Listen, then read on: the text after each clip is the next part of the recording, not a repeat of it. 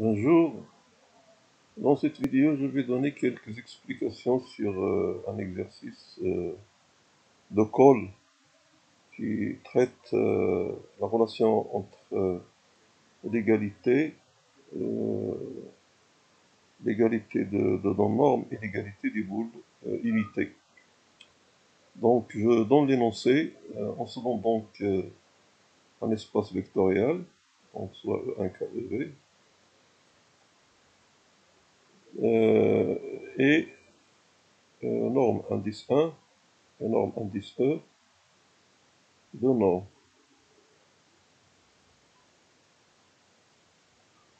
De normes sur E. Donc nous allons noter BF1, BF1, BFI si vous voulez. C'est la boule fermée, c'est l'ensemble des X qui appartiennent à E, tel que la norme de X est inférieur ou égal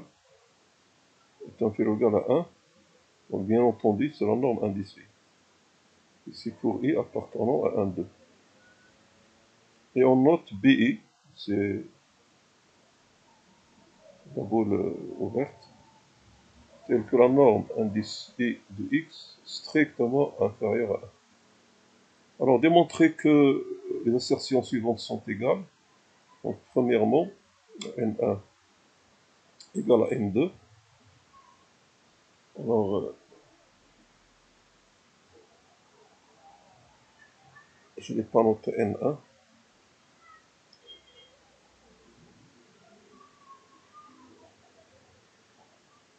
Donc la première c'est norme 1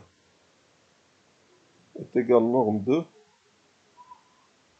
La deuxième assertion c'est BF1 est égal à BF2. Et la troisième assertion c'est P1 égale P2. Vous remarquez que la plus forte ici, apparemment, c'est 1. Donc ici, on remarque que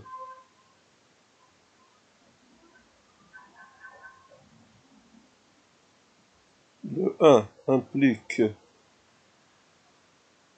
2 et 3. Donc il n'y a pas de problème pour le sens de 1 qui va de 1. De même, on remarque que 2 implique 3. Non, 2 implique 3 n'est pas évident parce que si on a l'égalité des boules fermées, ça ne donne pas forcément l'égalité des boules ouvertes, donc rien à dire. Nous allons donc démontrer que 2 implique 1 et que 3 implique 1. Donc regardez, on a 1, il implique 2, il implique 3. Si on démontre que 2 implique 1 et 3 implique 1, on aura donc démontré que 1 est équivalent à 2 et 3. Bon, on commence par 2 implique 1. Donc supposons que les boules fermées sont égales.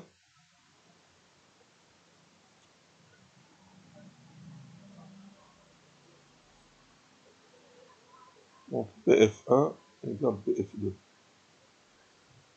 On va démontrer que les normes sont égales. Pour cela, on va prendre un vecteur, soit x un vecteur.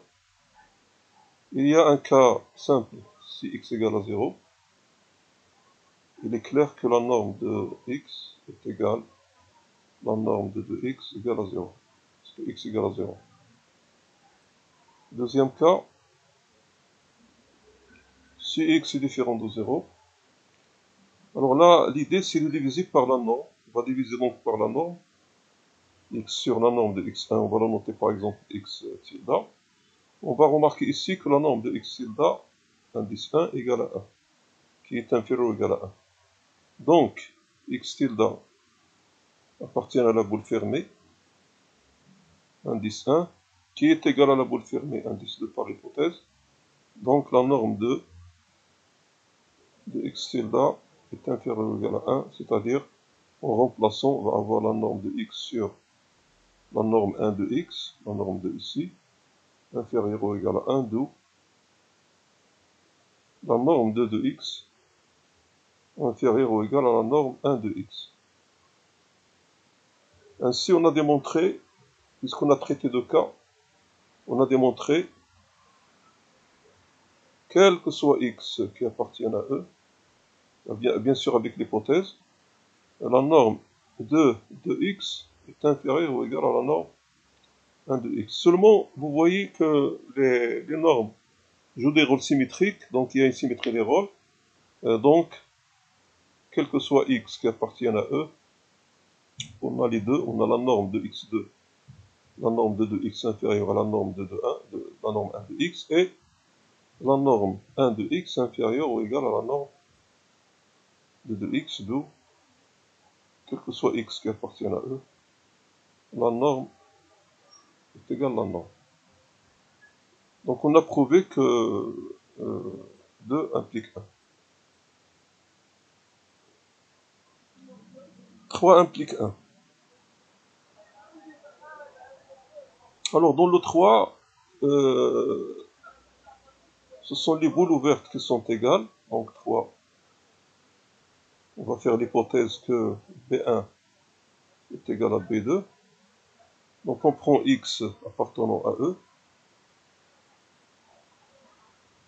2K, si x égale à 0, ça y est, c'est fait. La norme de x est égale à la norme de x. 2 égale à 0. Si x est différent de 0, alors là, on ne peut pas travailler avec x sur norme 1 de x parce que sa norme c'est 1. Donc c'est 1, donc il n'appartient pas à B1. C'est pour cela qu'on va le perturber un peu. On va le multiplier par une suite qui est envers 1 et qui est strictement inférieure à 1. Donc on va poser ça égal xn, avec n, quel que soit n appartient à n étoile. Et grâce à cette suite, quand on calcule la norme 1 de xn, on va trouver qu'elle est égale à n sur n plus 1, qui est strictement inférieur à 1. Donc elle appartient, xn appartient bien à B1. Or B1 égale à B2, donc xn appartient à B2. Donc la norme de xn, indice 2, est inférieure à 1. On remplace, donc on obtient la norme de n sur n plus 1, x sur norme de x1, la norme 2 est inférieure à 1. Donc après le calcul, on va obtenir que la norme 2 de x est inférieure à n plus 1 sur n, la norme de x1. Justement, le choix du fait que la suite tend vers 1 va nous aider ici, parce que quand on fait n tend vers l'infini, donc n tend vers plus l'infini, on va obtenir la norme de x2 inférieure ou égale à la norme de x1, parce que cette suite n sur n plus 1 sur n tend vers 1 lorsque n tend vers plus l'infini. Donc on a prouvé comme tout à l'heure que la norme de x est inférieure ou égale à la norme de x, ceci quel que soit x qui appartient à E. Par symétrie des rôles,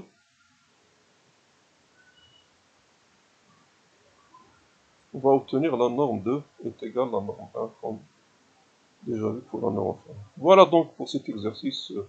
J'espère que ça vous sert d'indication pour rédiger vous-même donc une solution complète.